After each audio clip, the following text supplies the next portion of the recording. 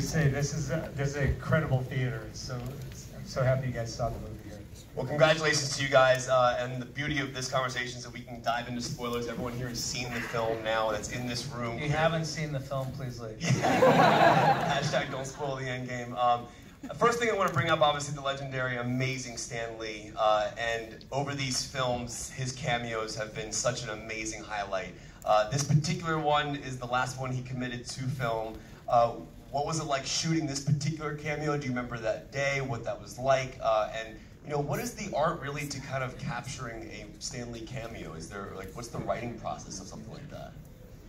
It's interesting. I mean, usually we write the script and then we start thinking about Stan's cameo. We start looking around in the script for the perfect placement for it.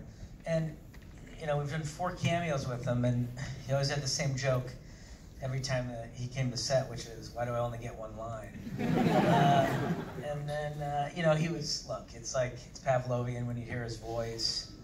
Everybody's like a kid again on set. It was a very, he brought a great energy. We have all these movie stars on these movies, but when Stan came to set, it was a completely different energy. Yeah, I would. You blanked on what you're going to say Yeah. about Stan? Yeah. It's what happens after 6 weeks of a press tour. It started like March 30th in India. Here's what I was going to say. From the very first, I mean, look, Joe was just describing, he had such a special energy when he came to set, and he was so enthusiastic. You could tell this was still his passion, and it was driving him, and it was like not only driving him, but it was like infecting everybody around him. It was like, it was really amazing energy, one of the most remarkable people we've ever encountered. But from the first time we worked with him on Winter Soldier, you know, he's very old, you know, so you immediately start to think, oh my gosh, I don't know how long he's going to be with us, you know, but this is a really amazing opportunity. And then we got to work with him again on Civil War, and then again for Infinity War and an Endgame. But he, you know, and you know, it was kind of, it was a little bit sad because you could see that age was sort of taking its toll on him through that arc that we got to experience him. But even for his final cameo, which you saw tonight, he still sparked. You know, at the right moment, he sparked, and it was he worked on camera. So I just feel very grateful that he made it to this movie, because this movie is such a milestone in terms of the work that he's created. So I feel really grateful for it. Now, we are going to open up to the audience. Just a reminder not to live stream this. This is a spoiler zone. Yep, we are, that's you know, right. there are people who haven't seen this film yet that are out in the world that, you know, we don't want to spoil this for, but this is kind of an intimate setting we get to have. My last question for you before we open it up to the crowd is, the shot at the funeral is one of the most incredible single take tracking shots I've seen in film. And we talked today about the idea that they were all there. You got the entire cast there. I was wondering if you could talk about setting up that shot, getting everyone there on the schedule, and then I know one thing we talked about earlier was the kid at the end of the line. And we know now it's the young boy from Iron Man 3, but there was questions about, people were wondering who that was when they got out. So I asked you earlier, were you worried that people might not remember him? So kind of setting up that shot, shooting it, and having him there at the end of the shot, and wondering if the audience would remember who he is. Well, once we conceived of the shot, I mean, you know, early on, we realized we were going to get all those people on set at the same time, and we thought, we need to do something really interesting that works with the story to show this incredible amount of, you know, star power all being together, and really as an homage to the universe up till that point. You have groups of characters from every franchise. It was pretty staggering. And so we conceived of this oneer that made its way up from the Flowers and Tony's RT, all the way up to Nick Fury, and we rehearsed it the entire day before, because you know you're gonna get a group like that, and they're gonna, you know, stand in front of a camera for about 2 hours without speaking.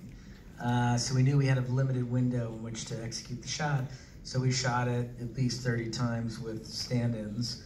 So the next day when they got there, and you know, after 3-4 hours of hair and makeup, you get everybody out there, and I think it, you know, took about 10 takes.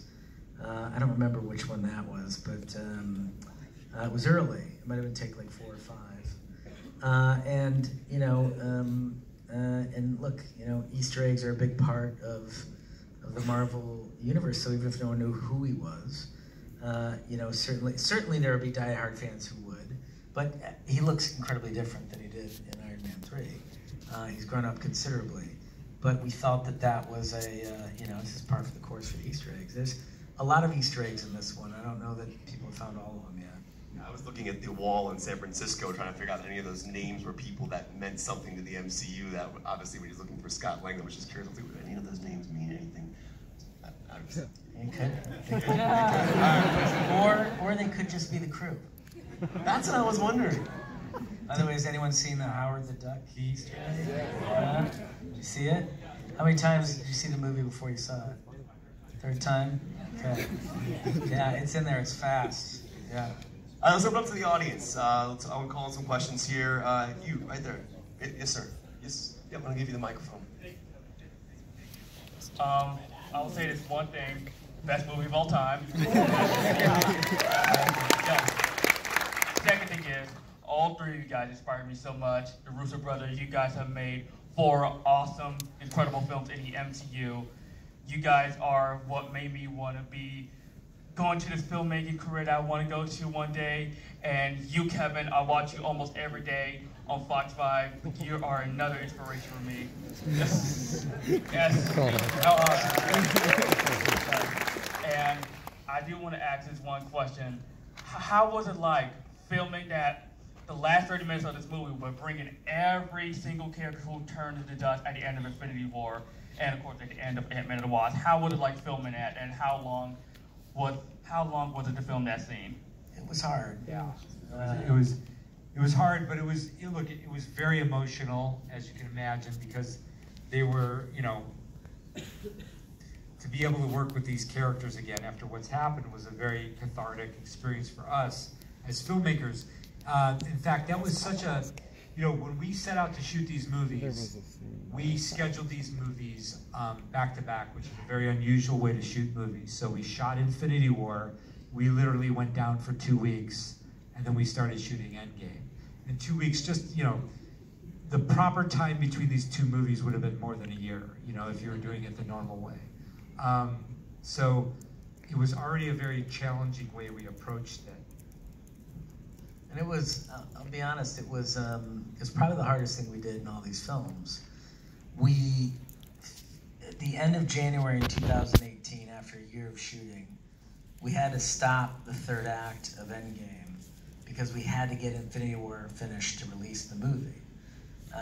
And so we came back in September of the fall and did 2 months of work on that ending. This past September. And so it's really, that 3rd act was really down to the wires. Some of the last shots, actually the last shot that got delivered was I Am Iron Man. That was the last shot that came in from VFX. And interestingly enough, the last shot that we shot ever for Marvel as directors was I Am Iron Man.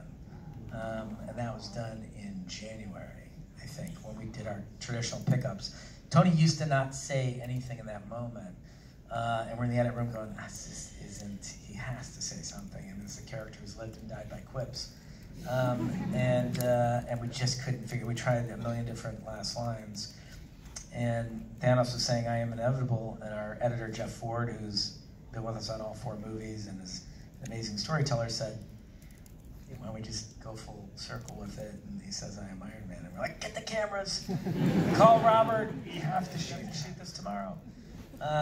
So that was, you know, it was a long experience.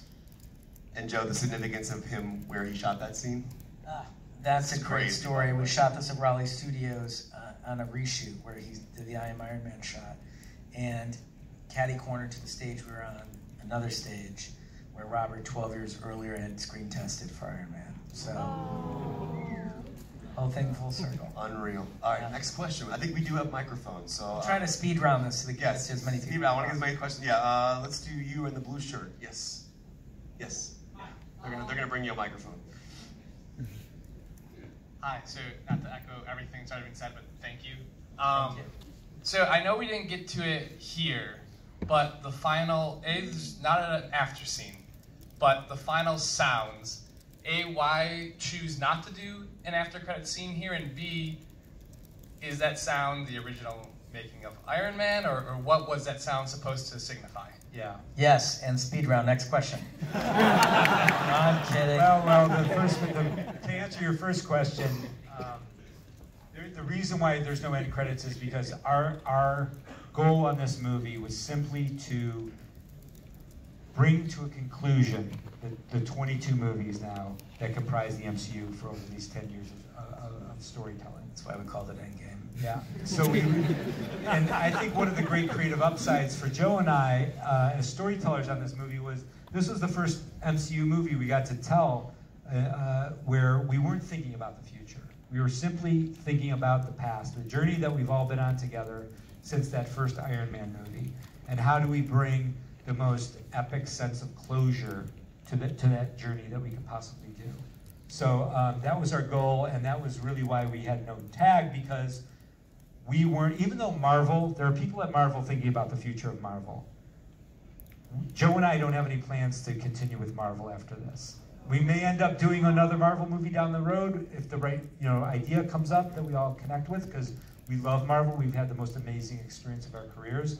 But on this movie, and I give a lot of credit to Kevin Feige for this because he's such a genius producer, is we've always spoken to Kevin about where these stories go. On this movie, we did almost none of that talk with him, because again, he was leaving it to us to close the story, and that was entirely our focus.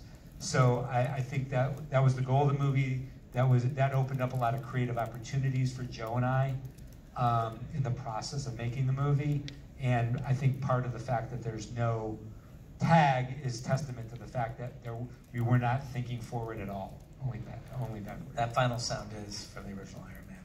It's an homage, and it was Kevin's idea. Awesome. All right, so let's do rapid fire questions. Yeah, so we rapid get fire. as many as we can in here.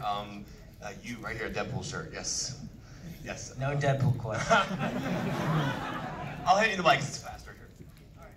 So the scene at the end with Falcon and Cap. Since you both built a relationship with them first in Winter Soldier, what was it like behind the camera filming that scene? It was great. I mean, that was a very powerful scene. It was very emotional. And, we saw Mackie right after the premiere, and I said, thank God you're in the end of the movie, because he's so good at conveying integrity and emotion in a very subtle way. And this performance between those two, that's all Evans. We didn't play with his voice or anything. He did all of that. That's him playing himself at a very old age. But it was super powerful, and I think one of the things we're most proud of moving forward is how diverse the universe is becoming, and we're excited for where it can go. And as you guys probably know, we shot the scene where Sam Wilson meets Steve Rogers just over here on the mall. So it was really special to be able to sort of bring a closure to that relationship and that arc. You, sir, in the back, standing up with your hand. Yes. Should I wait for the microphone? If you want, you can shout it if you can. First off, thank you for Pudgy Thor. And then Vin Diesel said that he gets what Groot actually says. So what does Groot say on the spaceship? Groot says, yeah, I love use knives. That's a great question. You right here, sir, in the red shirt. Yep. Okay, so I was gonna ask, we're both in high school and we're filmmakers too, so I was gonna ask, what do you think is the biggest thing you've learned from going something kind of small, an episode of Community to Endgame, after all these years? What do you think the biggest thing you've learned as a filmmaker? The biggest thing we've learned is don't work with Chevy Chase. The second biggest thing we've learned is it's all the same. Yeah, it's all the same. And by the way, before we ever made Community, we started as basically no-budget filmmakers as well. So that's the road we've traveled. And yeah, like Joe said, don't work with Chevy Chase. Don't ever, under any circumstances. No, but it's all the same. It's really the same the same process that we go through when we're working with no money is really essentially the same process we go through when we're making the movie with the most amount of money ever You're just trying to put actors in front of a camera and get a truthful performance out of them, irrespective of whether there's a green screen behind them or not. You know, and ultimately we're getting these bigger movies. It's just more money in CGI. Next question. So is a slightly less serious question. Tony Stark has one of the most amazing drafting tables ever, but he doesn't have a dishwasher? Maybe Tony likes to do the dishes as a meditative exercise, because that's where he figures out time travel. He's also growing his own vegetables, even though there's a store down the road. Yes.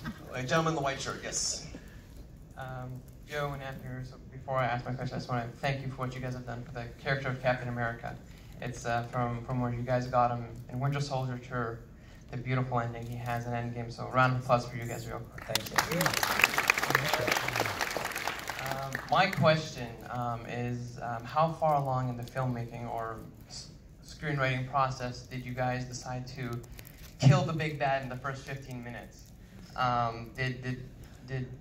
Did you guys see that Thanos sort of served his purpose, or was there a different version? It was early on in the process, and I think part of what we do is try to surprise the audience, and that's the work that we put into these scripts. That's why we work so hard for people not to spoil it, for us not to spoil it in trailers that we show you.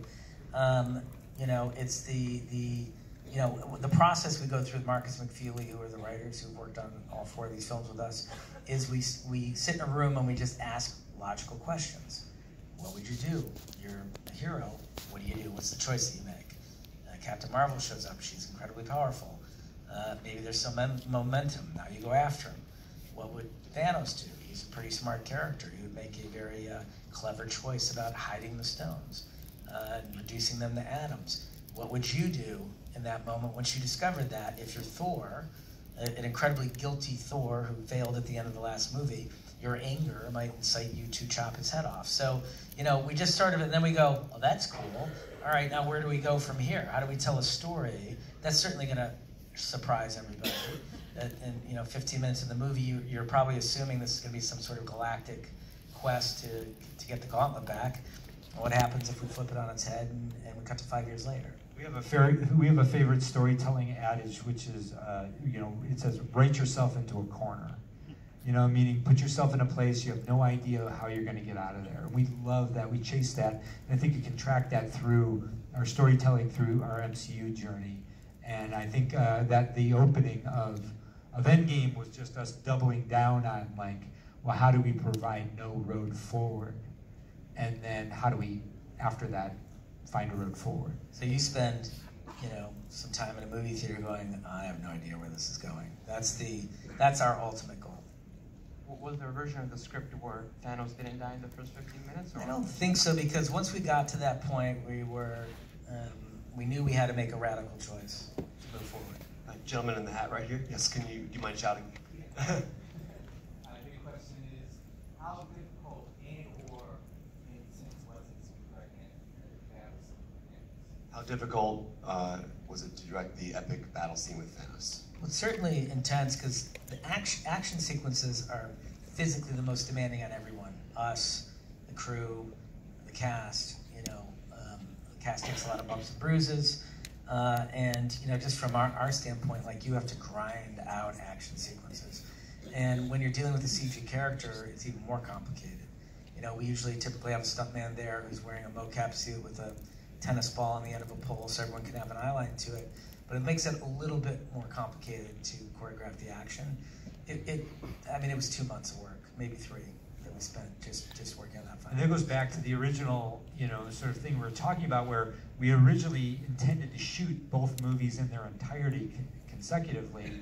But as we got to the end of the Endgame shoot, which was that sequence basically, which is what we're approaching, we were like, oh my God, we don't have it. We've got, you know, we have to put all our attention on Infinity War to get it ready to release, and we can't possibly achieve this climactic battle sequence like in the midst of that. So very fortunately for us, we were able to, with the help of Marvel and the cast and everybody's efforts, we were able to like sort of lift that out of the main shoot and punt it until after Infinity War came out.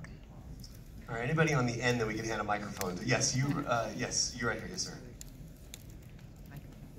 how difficult was it dealing with the concept of time travel, where you can have people kind of pick that apart and say the Back to the Future method or any type of method? Here's the good news about time travel, right? It doesn't exist. That's the good news about it. The bad news about it is that if it were to exist, everyone on planet Earth believes that Back to the Future is has supplied the quintessential rules for how time travel works. We wanted to pick a different path, and then we realized by like our third test screening that we really needed to explain it because everyone was really committed to Back to the Future. So that if you shot yourself, you die in the future. So you can see we went back in, laid in a few jokes about Back to the Future's bullshit, and came up with our original approach to this. And we met with a few physicists to talk about it because there's 100 theories about how it could potentially work. Was a multiverse approach, and Hulk states it. Ancient One says the same thing. If you leave the present, you go to the past. That is now your past. That has forever happened. You cannot alter it because now this is your present. And whatever you do in that current present will create a new future, right? So that's how a multiverse would work. If you take that stone out, it's going to create a branch reality in which everyone on Earth is going to die, but you have a moral responsibility, the Hulk has a moral responsibility to bring the stone back to this exact moment to ensure that there is no branch reality created and that doesn't happen. Now what's interesting is Cap at the end of the movie